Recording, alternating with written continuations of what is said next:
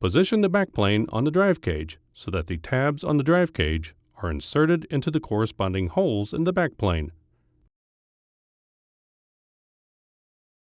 Push the drive cage in until the release latch clicks into place.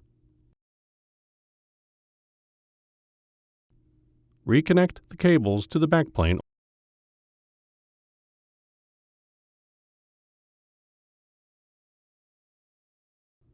Install the system fan.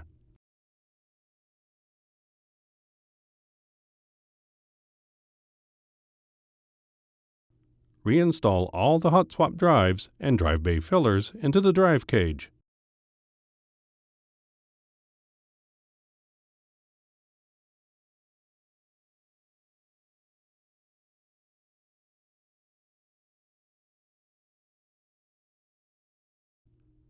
Install the front bezel. Install the front door.